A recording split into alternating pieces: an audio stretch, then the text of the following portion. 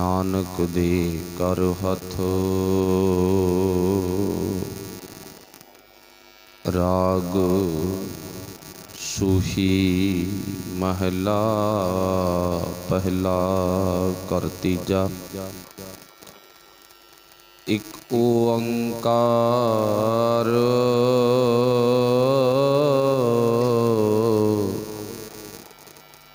सतगुर प्रसाद।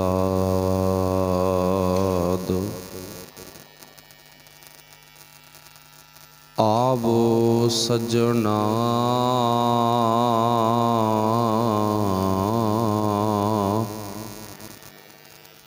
हाँ देखा दर्शन तेरा राम।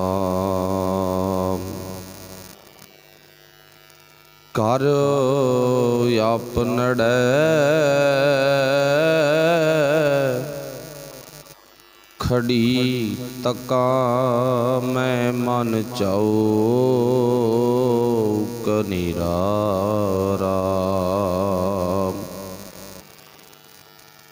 मन चाऊक निरा सुन प्रभ मेरा।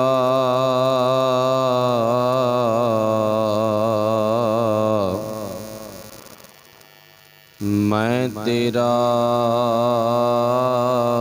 परवासा।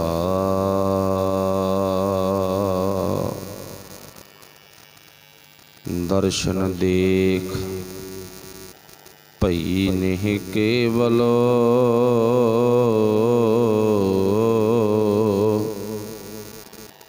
जन्म मरण दुख नासा।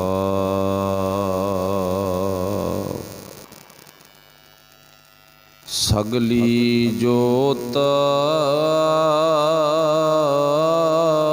जाता तू सोई। मिलिया पाई सुपाय नानक साजन को बल जाइए। साच मिले घर आई अड़ी। साजना ता तन खरी सरसी राम।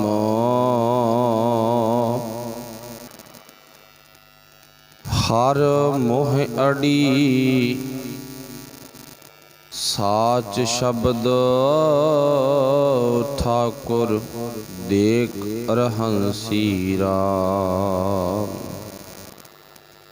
गुण संग रहंसी खरी सरसी। जा राबी रंग रत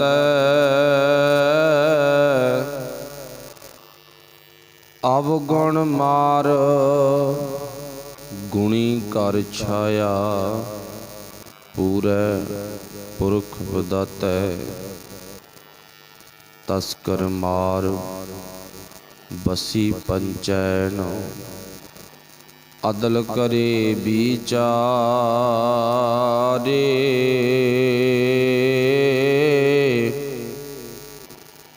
नानक राम नाम निस्तारा। गुरमत मिले प्यारे। नानक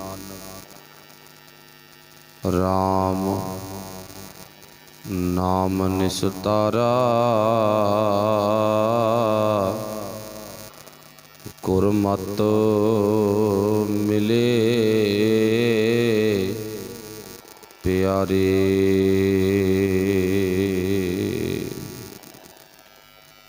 शब्द गुरु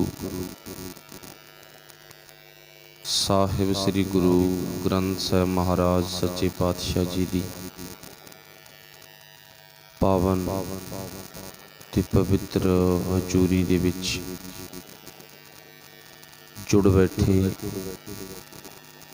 सतसंगी प्यारिओ। आप सारे अति सत्कारयोग धनता दे योग हों ਜੋ ਕਿ ਸਾਹਿਬਾ ਦੇ ਪਾਵਨ ਪਵਿੱਤਰ ਚਰਨ ਕਮਲਾਂ ਦੇ ਵਿੱਚ ਜੁੜ ਮਿਲ ਬੈਠਦੇ ਹੋ, ਗੁਰਬਾਣੀ ਦਾ ਗੁਰ ਵਿਚਾਰ ਦਾ ਲਾਹਾ ਤੱਕਦੇ ਹੋ। ਆਓ ਜੋ ਆਪਾਂ ਸੂਹੀ ਰਾਗ ਦੇ ਵਿੱਚੋਂ ਪਹਿਲੇ ਪਾਤਸ਼ਾਹ ਧੰਨ ਗੁਰੂ ਨਾਨਕ ਦੇਵ ਮਹਾਰਾਜ ਉਹਨਾਂ ਵੱਲੋਂ ਉਚਾਰਨ ਕੀਤਾ ਹੋਇਆ ਪਾਵਨ ਸ਼ਬਦ ਸਰਵਣ ਕੀਤਾ ਹੈ। ਸਤਿਗੁਰਾਂ ਦੀ ਕਿਰਪਾ ਹੋਈ ਹੈ, ਉਸੇ ਹੀ ਸ਼ਬਦ ਦੀ ਆਪਾਂ ਵਿਚਾਰ ਆ, ਉਸ ਵਿਚਾਰ ਨੂੰ ਸਮਝਣ ਦਾ ਯਤਨ ਕਰਨਾ ਹੈ। ਵਿਚਾਰ ਸ਼ੁਰੂ ਕਰਨ ਤੋਂ ਪਹਿਲਾਂ ਆਪਸ ਵਿੱਚ ਗੁਰਫਤਿਹ ਦੀ ਸਾਂਝ ਪਾਉਣੀ, ਪ੍ਰੇਮ ਭਾਵਨਾ ਸਤਿਕਾਰ ਸਹਿਤ ਬੋਲਣਾ ਜੀ ਆਖਿਓ। ਵਾਹਿਗੁਰੂ ਜੀ ਕਾ ਖਾਲਸਾ, ਵਾਹਿਗੁਰੂ ਜੀ ਕੀ ਫਤਿਹ। ਸਤਿਗੁਰੂ ਪਾਤਸ਼ਾਹ ਜੀ ਰਾਗ ਸੂਹੀ ਦੇ ਅੰਦਰ ਬੜੀ ਬਖਸ਼ਿਸ਼ ਕਰਦੇ ਨੇ। ਰਾਗ ਸੂਹੀ ਮਹੱਲਾ ਪਹਿਲਾ ਘਰ ਤੀਜਾ। ਤੀਜੇ ਘਰ ਅੰਦਰ ਧੰਨ ਗੁਰੂ ਨਾਨਕ ਦੇਵ ਮਹਾਰਾਜ ਜੀ ਆਪਣੀ ਪਾਵਨ ਬਾਣੀ ਦੀ ਬਖਸ਼ਿਸ਼ ਕਰਦੇ ਨੇ। ਇੱਕ ਓੰਕਾਰ ਸਤਿਗੁਰ ਪ੍ਰਸਾਦ, ਜੋ ਇਹ ਸ਼ਬਦ ਆਪਾਂ ਪੜ੍ਹਿਆ ਗਾਇਨ ਕੀਤਾ ਹੈ, ਇਸ ਨੂੰ ਇੱਕ ਵਾਰੀ ਨਹੀਂ ਬਹੁਤ ਵਾਰੀ ਸੁਣਿਆ। ਆਵੋ ਸੱਜਣਾ ਹਉ ਦੇਖਾਂ ਦਰਸ਼ਨ ਤੇਰਾ ਰਾਮ, ਜਿਹਦੇ ਵਿੱਚ ਜ਼ਿਕਰ ਕੀਤੀ ਆ ਇੱਕ ਸੱਜਣ ਦੀ, ਜਿਹਦੇ ਵਿੱਚ ਜ਼ਿਕਰ ਕੀਤਾ ਪਹਿਲੇ ਵੰਦ ਦੇ ਵਿੱਚ ਪਾਤਸ਼ਾਹ ਨੇ ਪਹਿਲੀ ਤੁਕ ਵਿੱਚ ਇੱਕ ਦਰਸ਼ਨਾਂ ਦੀ। ਹੁਣ ਆਪਾਂ ਗੁਰੂ ਨੂੰ ਪੁੱਛਣਾ, ਕਿਹੜੇ ਸੱਜਣ ਨੂੰ ਤੁਸੀਂ ਸਾਦੇ ਹੋ ਪਾਤਸ਼ਾਹ, ਦੱਸੋ ਕਿਰਪਾ ਕਰੋ। ਤੇ ਕਿਸ ਸੱਜਣ ਦੇ ਅਸੀਂ ਦਰਸ਼ਨ ਕਰਨੇ ਨੇ, ਉਹ ਕਿਹਦੇ ਦਰਸ਼ਨ ਕਰਨੇ ਆ ਅਸੀਂ, ਤੇ ਕਿਹੜਾ ਉਹ ਸੱਜਣ ਹੈ। ਦੋ ਗੱਲਾਂ ਨੇ ਪਹਿਲੀ ਤੁਕ ਦੇ ਵਿੱਚ ਗੁਰੂ ਨੇ ਕਹੀਆਂ ਨੇ। ਆਵੋ ਸੱਜਣਾ ਹਉ ਦੇਖਾਂ ਦਰਸ਼ਨ ਤੇਰਾ ਰਾਮ। ਹੁਣ ਪਾਤਸ਼ਾਹ ਜੀ ਨੇ ਜ਼ਿਕਰ ਕੀਤਾ, ਕਹਿੰਦੇ ਆਵੋ, ਆਵੋ ਤੋਂ ਭਾਵ ਆਓ। ਹੇ ਸੱਜਣ ਪ੍ਰਭੂ ਆ, ਮੈਂ ਤੇਰਾ ਦਰਸ਼ਨ ਕਰ ਸਕਾਂ। ਮੈਂ ਆਪਣੇ ਹਿਰਦੇ ਵਿੱਚ ਪੂਰੀ ਸਾਵਧਾਨਤਾ ਦੇ ਨਾਲ ਤੇਰੀ ਉਡੀਕ ਕਰ ਰਹੀ ਹਾਂ। ਮੈਨੂੰ ਬਹੁਤ ਜ਼ਿਆਦਾ ਭੁੱਖ ਆ ਤੇਰੇ ਦਰਸ਼ਨਾਂ ਦੀ, ਮੈਂ ਬਿਲਕੁਲ ਸੁਚੇਤ ਹਾਂ। ਮੇਰੇ ਅੰਦਰ ਕਿਸੇ ਤਰ੍ਹਾਂ ਦਾ ਵੀ ਢਿੱਲਾਪਣ ਨਹੀਂ ਹੈ।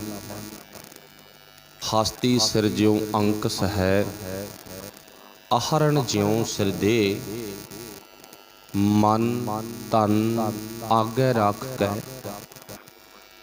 ਉਬੇ ਸੇਵ ਕਰੇ। ਵਿਸ਼ੱਕ ਉੱਥੇ ਜ਼ਿਕਰ ਇੱਕ ਸੇਵਾ ਦਾ ਕੀਤਾ, ਪਰ ਜਿਹੜਾ ਪਾਤਸ਼ਾਹ ਨੇ ਪੁਆਇੰਟ ਬਖਸ਼ਿਸ਼ ਕੀਤਾ ਵੀ ਮਨ ਤਨ ਆਗੇ ਰੱਖ ਕੇ, ਗੁਰੂ ਨੂੰ ਆਪਣਾ ਮਨ ਤੇ ਤਨ ਅਰਪਣ ਕਰਕੇ ਉਬੇ ਸੇਵ ਕਰੇ, ਸੁਚੇਤ ਹੋ ਕੇ ਸਾਵਧਾਨਤਾ ਦੇ ਨਾਲ ਇਹ ਕਾਰਜ ਕਰ। ਜ਼ਿਕਰ ਕੀਤਾ ਉੱਥੇ ਸੁਚੇਤਪਣ ਦਾ, ਇੱਥੇ ਵੀ ਜ਼ਿਕਰ ਇਹੀ ਆ, ਮੈਂ ਅੰਦਰੋਂ ਜਾਗ ਕੇ, ਅੰਦਰੋਂ ਪੂਰੀ ਸੁਚੇਤ ਹੋ ਕੇ, ਸਾਵਧਾਨ ਹੋ ਕੇ ਤੈਨੂੰ ਉਡੀਕ ਰਹੀ ਹਾਂ। ਇੱਕ ਦੋ ਉਦਾਹਰਨਾਂ ਲਾ ਲਓ। ਮਾਂ ਤੇ ਪੁੱਤ ਦਾ ਵਿਛੋੜਾ ਪੈ ਗਿਆ, ਪੁੱਤ ਦੂਰ ਚਲਾ ਗਿਆ, ਬੜਾ ਲੰਬਾ ਟਾਈਮ ਹੋ ਗਿਆ ਮਾਂ ਨੂੰ ਉਡੀਕਦਿਆਂ। ਅੱਜ ਪੁੱਤਰ ਨੇ ਵਾਪਸ ਆਉਣਾ, ਮਾਂ ਦਹਲੀਜ਼ ਤੇ ਖੜ ਕੇ ਉਡੀਕ ਰਹੀ ਆ। ਵੈਸੇ ਉਡੀਕਦੀ ਤਾਂ ਉਦੋਂ ਦੀ ਹੀ ਆ ਜਿਸ ਦਿਨ ਦਾ ਪੁੱਤਰ ਘਰੋਂ ਗਿਆ, ਪਰ ਅੱਜ ਉਹਦੀ ਉਡੀਕ ਆ ਜਿਹੜੀ ਉਹ ਸਪੈਸ਼ਲ ਉਡੀਕ ਆ। ਪਤਨੀ ਪਤੀ ਨੂੰ ਉਡੀਕ ਰਹੀ ਆ, ਜਿਹੜੀ ਪਤਨੀ ਦੇ ਅੰਦਰ ਦੀ ਤਾਂਘ ਹੈ, ਉਡੀਕ ਦੀ ਤਾਂਘ ਹੈ, ਉਹ ਸੁਚੇਤਪਣ ਵਿੱਚ ਆ ਤੇ ਆਪਣੇ ਪਤੀ ਦੇ ਆਉਣ ਤੋਂ ਪਹਿਲਾਂ ਜਾਂ ਮਾਂ ਆਪਣੇ ਪੁੱਤਰ ਦੇ ਆਉਣ ਤੋਂ ਪਹਿਲਾਂ ਆਪਣੇ ਘਰ ਦੇ ਸਾਰੇ ਕੰਮ ਨਿਬੇੜਦੀ ਆ। ਤੇ ਜ਼ਿਆਦਾਤਰ ਮੈਂ ਆਪਣੇ ਬੱਚੇ ਲਈ ਜਾਂ ਆਪਣੇ ਪਤੀ ਲਈ ਮੈਂ ਖਾਣਾ ਵੀ ਤਿਆਰ ਕਰਾਂ, ਉਹ ਖਾਣਾ ਵੀ ਵਧੀਆ ਤਿਆਰ ਕਰਾਂ,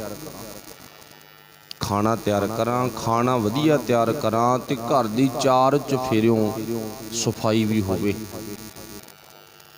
ਉਹਦੇ ਅੰਦਰ ਇੰਨੀ ਕੋ ਖਿੱਚ ਹੁੰਦੀ ਆ, ਉਹ ਨਾ ਥੱਕਦੀ ਆ ਨਾ ਅੱਕਦੀ ਆ। ਬਸ ਪਿੱਛੇ ਕਾਰਨ ਕੀ ਆ, ਵਜ੍ਹਾ ਕੀ ਆ, ਇੱਕੋ ਹੀ ਆ ਵੀ ਆਪਣੇ ਪਤੀ ਦੇ ਦਰਸ਼ਨਾਂ ਦੀ ਉਡੀਕ ਵਿੱਚ ਹੈ।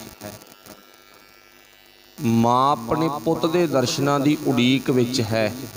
ਥਕੇਵਾਂ ਕੋਈ ਨਹੀਂ, ਅਕੇਵਾਂ ਕੋਈ ਨਹੀਂ, ਖੁਸ਼ੀ ਆ ਅੰਦਰ ਸੁਚੇਤਤਾ ਹੈ। ਬਸ ਇਵੇਂ ਜਿਵੇਂ ਧੰਨ ਗੁਰੂ ਨਾਨਕ ਦੇਵ ਮਹਾਰਾਜ ਜੀ ਕਹਿੰਦੇ ਸਾਡੇ ਅੰਦਰ ਦੀ ਭਾਵਨਾ ਬਣ ਜਾਵੇ, ਸਾਡੇ ਅੰਦਰ ਦਾ ਇਹ ਖਿਆਲ ਬਣ ਜਾਵੇ, ਹੇ ਸੱਚੇ ਪਾਤਸ਼ਾਹ ਮੈਂ ਵੀ ਤੇਰੇ ਦਰਸ਼ਨਾਂ ਤੋਂ ਬਿਨਾਂ ਰਹਿ ਨਾ ਸਕਾਂ। ਦਰਮਾਂਦੇ ਠਾਂਡੇ ਦਰਬਾਰ ਤੁਝ ਬਿਨ ਸੁਰਤ ਕਰੇ ਕੋ ਮੇਰੀ, ਦਰਸ਼ਨ ਦੀਜੈ ਖੋਲ ਕਵਾਰ। ਵਾਹਿਗੁਰੂ ਪਾਤਸ਼ਾਹ ਜੀ ਕਿਰਪਾ ਕਰੋ, ਮੈਨੂੰ ਦਰਸ਼ਨ ਦੇਵੋ। ਦਰਸ਼ਨ ਦੇਖ ਜੀਵਾਂ ਗੁਰ ਤੇਰਾ, ਇਉਂ ਵੀ ਪੜ੍ਹਦੇ ਹਾਂ ਆਪਾਂ ਵੀ ਹੇ ਮੇਰੇ ਮਾਲਕ ਜੀ ਮੈਂ ਤੇਰੇ ਦਰਸ਼ਨ ਕਰਕੇ ਹੀ ਜਿਉਂਦਾ ਹਾਂ। ਜੇ ਤੇਰੇ ਦਰਸ਼ਨ ਨਹੀਂ ਕਰਦਾ ਤਾਂ ਮੈਂ ਸਮਝ ਲਓ ਉਸ ਟਾਈਮ ਤੇ ਆਤਮਿਕ ਤੌਰ ਤੇ ਮਰ ਜਾਂਦਾ ਹਾਂ, ਮੇਰੀ ਮੌਤ ਹੋ ਜਾਂਦੀ ਆ। ਦਰਸ਼ਨ ਦੇਖ ਜੀਵਾਂ ਗੁਰ ਤੇਰਾ, ਦਰਸ਼ਨ ਪਿਆਸੀ ਦਿਨ ਸਰਾਤ, ਮੈਨੂੰ ਦਿਨ ਰਾਤ ਦੀ ਤਾਂਘ ਲੱਗੀ ਹੋਈ ਆ, ਤੇਰੇ ਦਰਸ਼ਨਾਂ ਦੀ ਤੇ ਲੱਗੀ ਹੋਈ ਆ। ਦਰਸ਼ਨ ਪਿਆਸੀ ਦਿਨ ਸਰਾਤ, ਚਿਤਬੋ ਅਨ ਦਿਨ ਨੀਤ, ਮੇਰੇ ਮਨ ਦੇ ਵਿੱਚੋਂ ਅਨ ਦਿਨ ਰਾਤ ਚਿਤਵਨੀ ਲੱਗੀ ਹੋਈ ਆ। ਚਿਤਬੋ ਅਨ ਦਿਨ ਨੀਤ। ਫਿਰ ਅੱਗੇ ਖੋਲ ਕਪਟ, ਕਪਟ ਨਵੀਂਜ ਕਵਾੜ, ਦਰਵਾਜ਼ਾ ਭਿੱਤ। ਖੋਲ ਕਪਟ ਗੁਰ ਮੇਲੀਆ, ਮੇਰੇ ਗੁਰੂ ਨੇ ਮੇਰਾ ਪ੍ਰਭੂ ਪਰਮਾਤਮਾ ਦੇ ਨਾਲ ਐਸਾ ਮਿਲਾਪ ਕਰਾਇਆ ਤੇ ਮੈਂ ਉਹਦੇ ਦਰਸ਼ਨ ਕਰ ਲਏ। ਖੋਲ ਕਪਟ ਗੁਰ ਮੇਲੀਆ, ਨਾਨਕ ਹਰ ਸੰਗ ਮੀਤ। ਮੈਂ ਆਪਣੇ ਮਿੱਤਰ ਦੇ, ਮੈਂ ਆਪਣੇ ਸੱਜਣ ਦੇ, ਗੱਲ ਇੱਥੇ ਸੀ ਇੱਕ ਸੱਜਣ ਦੀ ਤੇ ਇੱਕ ਗੱਲ ਆ ਦਰਸ਼ਨਾਂ ਦੀ। ਮੈਂ ਆਪਣੇ ਸੱਜਣ ਦੇ ਫਿਰ ਅੰਦਰੋਂ ਦਰਸ਼ਨ ਕਰ ਚੁੱਕੀ ਹਾਂ। ਫਿਰ ਗੁਰੂ ਨੇ ਇੱਥੇ ਜ਼ਿਕਰ ਕੀਤਾ, ਪਹਿਲੇ ਪਾਤਸ਼ਾਹ ਧੰਨ ਗੁਰੂ ਨਾਨਕ ਦੇਵ ਮਹਾਰਾਜ ਨੇ ਕਹਿੰਦੇ ਆਵੋ ਸੱਜਣਾ ਹਉ ਦੇਖਾਂ ਦਰਸ਼ਨ ਤੇਰਾ ਰਾਮ। ਫਿਰ ਪਾਤਸ਼ਾਹ ਜੀ ਨੇ ਅਰਥ ਕੀ ਕੀਤੇ ਨੇ, ਮੈਂ ਤੇਰੀ ਉਡੀਕ ਵਿੱਚ ਹਾਂ, ਮੇਰੇ ਅੰਦਰ ਬੜਾ ਚਾਅ ਹੈ, ਮੇਰੇ ਅੰਦਰ ਤੇਰੇ ਦਰਸ਼ਨਾਂ ਦੀ ਪ੍ਰਬਲਤਾ ਹੈ, ਮੇਰੇ ਅੰਦਰ ਸੁਚੇਤਪਣ ਬਣ ਚੁੱਕਿਆ। ਹੇ ਵਾਹਿਗੁਰੂ ਜੀ ਕਿਰਪਾ ਕਰੋ ਮੈਂ ਤੁਹਾਡੇ ਦਰਸ਼ਨ ਕਰ ਸਕਾਂ। ਵੈਸੇ ਮੈਂ ਛੋਟੀ ਜਿਹੀ ਗੱਲ ਅਗਲੀ ਜ਼ਰੂਰ ਕਵਾਂਗਾ ਕਿ ਤੁਹਾਨੂੰ ਇਸ ਗੱਲ ਦੀ ਵਿੜਕ ਹੈ, ਪਤਾ ਵੀ ਪ੍ਰਭੂ ਪਰਮਾਤਮਾ ਦੇ ਦਰਸ਼ਨ ਕੀ ਨੇ। ਵੈਸੇ ਉੱਦਾਂ ਤਾਂ ਸਭ ਹੀ ਕਹੀ ਜਾਂਦੇ ਆ ਨਾ ਵੀ ਮੈਂ ਪਰਮਾਤਮਾ ਨੂੰ ਜਪਦਾ ਹਾਂ, ਉਹ ਮੈਨੂੰ ਸੁਪਨੇ ਵਿੱਚ ਦਰਸ਼ਨ ਦਿੰਦਾ, ਮੈਨੂੰ ਫਲਾਣੇ ਥਾਂ ਦਰਸ਼ਨ ਦਿੱਤੇ, ਮੈਨੂੰ ਫਲਾਣੇ ਥਾਂ ਗਿਆ ਉੱਥੇ ਦਰਸ਼ਨ ਦਿੱਤੇ। ਬੜੀਆਂ ਲੋਕਾਂ ਦੀਆਂ ਉਦਾਹਰਨਾਂ ਨੇ, ਟੇਵੇ ਨੇ ਵੀ ਪਰਮਾਤਮਾ ਇੱਥੇ ਦਰਸ਼ਨ ਦਿੰਦਾ, ਇੱਥੇ ਦਿੰਦਾ। ਪਰ ਉਹ ਵਾਹਿਗੁਰੂ ਪਰਮਾਤਮਾ ਤਾਂ ਹਰ ਥਾਂ ਹਾਜ਼ਰ ਹੈ ਨਾ। ਉਹ ਤਾਂ ਇੰਨਾ ਛੋਟਾ ਨਜ਼ਰ ਨਹੀਂ ਆਉਂਦਾ, ਇੰਨਾ ਵੱਡਾ ਤੇ ਆਪਣੇ ਕੋਲੇ ਉਹਦੇ ਬਹਾਉਣ ਲਈ ਥਾਂ ਨਹੀਂ ਹੈ। ਹੁਣ ਸੂਰਜ ਇੰਨਾ ਛੋਟਾ, ਕਿੰਨਾ ਮਰਜੀ ਮਤਲਬ ਬੰਦ ਕਮਰਾ ਹੋਵੇ, ਡੂੰਘਾ ਹੋਵੇ ਤੇ ਜੱਜਮੈਂਟ ਆਪਣੀ ਦੇ ਦਿੰਦਾ ਵੀ ਸੂਰਜ ਉਦੈ ਹੋ ਗਿਆ, ਪ੍ਰਕਾਸ਼ ਹੋ ਗਿਆ। ਉੱਥੋਂ ਤੱਕ ਉਹਦੀਆਂ ਕਿਰਨਾਂ ਦੀ ਰੌਸ਼ਨੀ ਪਹੁੰਚ ਗਈ ਤੇ ਵੱਡਾ ਇੰਨਾ ਉਹਨੂੰ ਕਮਰੇ 'ਚ ਵੀ ਨਹੀਂ ਲਿਆ ਸਕਦੇ। ਇਵੇਂ ਜਿਵੇਂ ਵਾਹਿਗੁਰੂ ਪਰਮਾਤਮਾ ਇੰਨਾ ਵੱਡਾ ਉਹਨੂੰ ਕਮਰੇ 'ਚ ਵੀ ਨਹੀਂ ਲਿਆ ਸਕਦੇ, ਆਪਣੇ ਸਰੀਰ ਰੂਪੀ ਕਮਰੇ 'ਚ, ਤੇ ਇੰਨਾ ਛੋਟਾ ਉਹ ਨਜ਼ਰ ਵੀ ਨਹੀਂ ਆਉਂਦਾ, ਉਹ ਦਿਖਦਾ ਵੀ ਨਹੀਂਗਾ। ਪਰ ਲੋਕਾਂ ਦੀਆਂ ਮਨੌਤਾਂ ਨੇ ਵੀ ਫਲਾਣੇ ਥਾਂ ਫਲਾਣੇ ਥਾਂ। ਕਿਸੇ ਨੇ ਬੜਾ ਸੋਹਣਾ ਲਿਖਿਆ ਵੀ ਹੈ ਨਾ, ਅਸੀਂ ਉੱਥੇ ਜਾਂਦੇ ਹਾਂ ਜਿੱਥੇ चार चुफेरे वड्डी वड्डी कंध कढ़ी भी आ, पत्थर संगमरमर सोना चांदी चढ़िया हुआ, पर वो कच्चे घर दे विच बैठा हैगा। वो उत्थे बैठा जिथों तक मेरी अज तक पहुँच नहीं हुई। वो तो अंदर ही है ना, वो अख होर आ। फिर वाहिगुरू जी कहते वो अख है तेरे अंदर सुरत दी अख नाल वो वाहिगुरू परमात्मा तेरे अंदरों ही तैनूं दीदार देवेगा। प्रभ मिलने की ये निशानी, फिर उन्होंने मिलन दी उहदे दर्शन करन दी निशानी की आ, मन एको सच्चा। अपने मन दे विच सच्चाई लै आ ते फिर वाहिगुरू जी तैनूं हर थां ते नज़र आउणगे। ऐसी गल नहीं भी नज़र नहीं आउणगे, आउणगे जरूर, पर वो हर थां नज़र आउणगे। प्रभ मिलने की ये निशानी, मन एको सच्चा। मन जिहड़ा एक सच्चे ते विश्वास रख के जिंदगी जिउवे, सच्चे तो बिना होर किसी ते कोई विश्वास ना होवे। मन एको सच्चा सदा तृप्तासे। दूजा गुण किहड़ा होना चाहिदा, बंदे अंदर तृप्ति होनी चाहिदी है। मतलब बंदे अंदर भुख नहीं होनी चाहिदी किसी चीज़ की। उदाहरण लै लो भी जदों बंदे अंदर ना किसी वस्तु की किसी चीज़ की भुख है तो वह प्रभु परमात्मा नाल मिलनी नहीं कर सकता, उहदे दर्शन नहीं कर सकता। कारण एक बच्चा ना, चलो मान लो बेसमझ आगा भी उहदे सन्मुख आपां कुछ दूरी ते एक लालच दे दिता भी पुत्तर मेरे कोले ना टॉफियां, मेरे कोले खाण वास्ते कुछ तेरे लिए वस्तु आ मैं तैनूं देवां, इन्नी गल कही है ना। तो हुण बच्चा अपने अंदर तांग बना बैठा, जिहड़े पासों आवाज़ आई ना भी इस पाछे तेरे खाण लई वस्तु है, उधर दे परथाए बच्चे ने बना ली तांग। हुण जिस रास्ते विचों दी बच्चे ने 5 10 20 50 फुट एरिया कवर करना ना, उत्थे साइड ते कुछ निशानियां रख दो ते बच्चे नूं बाद विच पुछो भी तैनूं साइड ते कुछ नज़र आया, इधरले बन्ने कुछ मैं निशानियां रखियां ने, दूजे बन्ने कुछ होर निशानियां ने, तैनूं उन्हां बारे कोई जानकारी तैनूं पता लग्या? वो कहंदा नहीं। बस कारण की आ, उहनूं इक्को ही चीज़ दिख रही सी, वो दिसदा सी लालच दा रस। मैनूं टॉफी मिलनी आ, मैनूं खाण नूं पदार्थ मिलना, वस्तु मिलनी है, इक्को ही चीज़ दिंदी है ना। साइड ते नहीं बच्चा तक्या। चलो बच्चे का सुभाव उहदे ते अपना कोई किसी किस्म का गिला शिकवा नहीं, रोस नहीं है, बच्चों का भरोस भी नहीं मानते। पर हुण गल कीदी है, गल आ साडी किवें आ। हुण गुरु तां कहंदा बेटा जी तूं किसे पासे अपना होर ध्यान नहीं लेके जाना, पर जिन्हें सानू टॉफी देनी है ना, अगले ने प्रबंध फुल कीता ते असीं वेखना भी असीं टॉफी दे लालच विच आउंदे हां जां नहीं आउंदे। कि साडे अंदर गुरु दे दर्शन करन दी प्रबलता है जां नहीं है, साडे अंदर तांग है जां नहीं है, ये आपां खुद नज़र मार के वेखना। गुरु बख्शिश करे। ताइयों मेरे मालिक ने कहा आवो सज्जना हों देखा दर्शन तेरा राम। हे मेरे मालिक जी तुसीं आओ, मैं तेरे दर्शनां नूं तांग रहा हाँ, तड़फ रहा हाँ, तेरे दर्शनां दी मेरे अंदर एक उड़ीक है, मेरे अंदर एक भावना है, तू मैनू दर्शन दे। जो इदां दी बेनती करांगे फिर वो वाहिगुरू परमात्मा हर थां ते सानू अपना रूप विखावेगा। असीं जदों कोई भी काम करांगे तो वो मालक सानू प्रतख नज़र आउणगे। अगले बंद विच फिर पातशाह जिक्र करते हैं, पहले बंद विच दर्शन ते सज्जण, साडा सज्जण भी उही आ ते साडा जिहड़ा सज्जण है उहदी असीं दर्शन करने ने।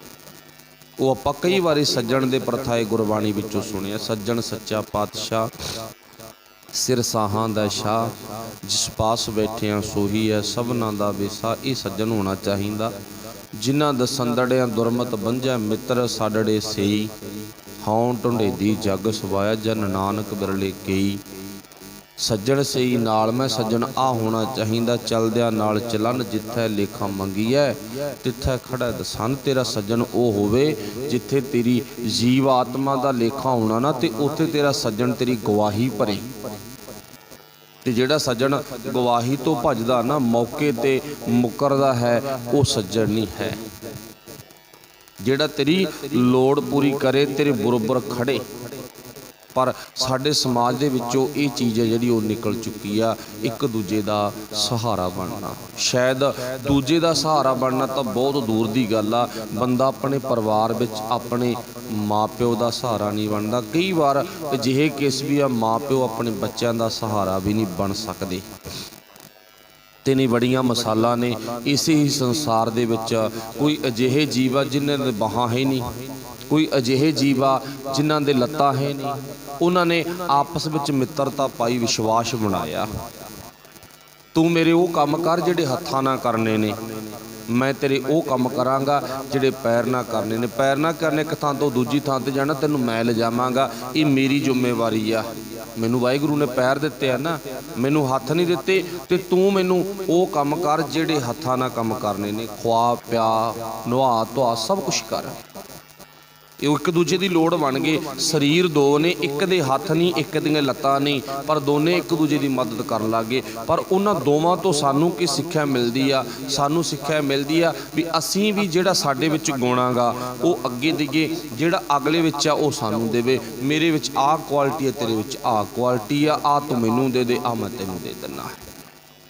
ਇਸ ਕਰਕੇ ਗੁਰੂ ਸਾਹਿਬ ਜੀ ਕਹਿੰਦੇ ਸੱਜਣ ਉਹ ਹੁੰਦਾ ਭਾਈ ਜਿਹੜਾ ਤੇਰੇ ਬਰੋਬਰ ਖੜੇ, ਤੇਰੀ ਮਦਦ ਕਰੇ, ਤੇਰੇ ਨਾਲ ਖੜੇ। ਭਾਵ ਸੱਜਣ ਸਹੀ ਨਾਲ ਮੈਂ ਚਲਦਿਆਂ ਨਾਲ ਚਲਨ, ਜਿੱਥੇ ਲੇਖਾ ਮੰਗੀ ਹੈ ਤਿੱਥੇ ਖੜਾ ਦਸਨ। ਇੱਕ ਨਹੀਂ ਅਨੇਕ ਹੀ ਉਦਾਹਰਨਾਂ ਨੇ। ਸੱਜਣ ਉਹ ਹੋਣਾ ਚਾਹੀਦਾ ਮਿੱਠ ਬੋਲੜਾ ਜੀ, ਹਰ ਸੱਜਣ ਸੁਆਮੀ ਮੋਰਾ। ਹਾਂ ਸੰਭਲ ਥਕੀ ਜੀ, ਉਹ ਕਦੇ ਨਾ ਬੋਲੇ ਕੌਰਾ। ਉਹ ਮੇਰਾ ਦਾਤਾ ਸੱਜਣ ਤਾਂ ਨਾ ਕਦੇ ਕੌੜਾ ਬੋਲ ਜਾਣਦਾ ਨਹੀਂ, ਬੋਲਣ ਹੋ ਬੋਲਦਾ ਵੀ ਨਹੀਂ ਹੈ। ਕੌੜਾ ਬੋਲਣਾ ਜਾਣੈ ਪੂਰਨ ਭਗਵਾਨ ਹੈ, ਔਗਣ ਕੋ ਨਾ ਚਿਤਾਰੇ। ਨਾ ਉਹ ਕੌੜਾ ਬੋਲਣ ਜਾਣਦਾ, ਨਾ ਕੋਈ ਔਗਣ ਚਿਤਾਰਦਾ। ਅੱਗੇ ਪਾਸ਼ਾ ਜ਼ਿਕਰ ਕਰਦੇ ਨੇ, ਘਰ ਆਪ ਨੜੈ ਖੜੀ ਤਾਕਾਂ, ਮੈਂ ਮਨ ਚਾਓ ਕਨੇਰਾ ਰਾਮ। ਹੇ ਵਾਹਿਗੁਰੂ ਜੀ, ਮੇਰੇ ਮਨ ਵਿੱਚ ਇੰਨਾ ਚਾਅ ਤੇਰੇ ਦਰਸ਼ਨ ਕਰਨ ਦੇ ਲਈ, ਇੰਨਾ ਕੁ ਚਾਅ ਤੇਰੇ ਦਰਸ਼ਨ ਕਰਨ ਦੇ ਲਈ ਵੀ ਮੈਂ ਨਾ ਆਪਣੀ ਜ਼ਿੰਦਗੀ ਦੇ ਵਿੱਚ ਆਪਣੀ ਜਾਨ ਦੀ ਬਾਜੀ ਲਾ ਕੇ ਵੀ ਤੇਰੇ ਦਰਸ਼ਨ ਕਰਾਂਗਾ ਜਾਂ ਕਰਾਂਗੀ। ਮਨ ਚਾਓ ਕਨੇਰਾ ਸੁਣ ਪ੍ਰਭ ਮੇਰਾ। ਮੇਰੇ ਅੰਦਰ ਇੰਨੀ ਕੁ ਭਾਵਨਾ ਹੈ, ਹੇ ਵਾਹਿਗੁਰੂ ਜੀ ਮੇਰੇ ਅੰਦਰ ਦੀ ਵੇਦਨਾ ਸੁਣ, ਜਿਹੜੀ ਵੇਦਨਾ ਸਦਕਾ ਮੈਂ ਤੇਰੇ ਦਰਸ਼ਨਾਂ ਤੱਕ ਪਹੁੰਚ ਸਕਾਂ। ਪਾਤਸ਼ਾਹ ਜੀ ਕਹਿੰਦੇ ਘਰ ਆਪ ਨੜੈ ਖੜੀ ਤੱਕਾਂ, ਮੈਂ 24 ਘੰਟੇ ਸੁਚੇਤ ਖੜ ਕੇ ਤੇਰੇ ਦਰਸ਼ਨਾਂ ਨੂੰ ਉਡੀਕ ਰਹੀ ਹਾਂ। ਮਨ ਚਾਓ ਕਨੇਰਾ ਰਾਮ, ਮੇਰੇ ਮਨ ਦੇ ਵਿੱਚ ਚਾਓ ਹੈ। ਇੱਕ ਛੋਟੀ ਹਰਿਮੰਦਰ ਸਾਹਿਬ ਦੀ ਉਦਾਹਰਨ ਆਪਾਂ ਰੋਜ਼ਾਨਾ ਅਰਦਾਸ ਦੇ ਲਾਸਟ ਵਾਲੇ ਪਹਿਰੇ ਵਿੱਚ ਪੜ੍ਹਦੇ ਹਾਂ। ਉਹਦੇ ਵਿੱਚ ਕੀ ਮੰਗਦੇ ਆ? ਸ੍ਰੀ ਦਰਬਾਰ ਸਾਹਿਬ ਦੇ ਦਰਸ਼ਨ ਤੇ ਜ਼ਿਕਰ ਇਸ਼ਨਾਨ ਦਾ ਵੀ ਆਉਂਦਾ। ਦਰਸ਼ਨ ਇਸ਼ਨਾਨ, ਇਹਦਾ ਮਤਲਬ ਕੀ ਹੈ? ਚਲੋ ਆਪਣੀ ਗੱਲ ਇਸ਼ਨਾਨ ਵਾਲੀ ਨਹੀਂ ਹੈ, ਆਪਣੀ ਗੱਲ ਕੇਵਲ ਦਰਸ਼ਨ ਵਾਲੀ ਹੈ। ਦਰਸ਼ਨ ਦਾ ਵਿਸ਼ਾ ਆਪਣਾ। ਹੁਣ ਕਈ ਵਾਰ ਆਪਾਂ ਵੇਖਦੇ ਹਾਂ ਵੀ ਜਦੋਂ ਦਰਬਾਰ ਸਾਹਿਬ ਨੂੰ ਢਾਉਣ ਦਾ ਹਮੇਸ਼ਾ ਪਿੱਛੇ ਤੋਂ ਲੈ ਕੇ ਸਰਕਾਰਾਂ ਦੀ ਇਹ ਨੀਤੀ ਬਣੀ ਵੀ ਆ। ਅੱਜ ਵੀ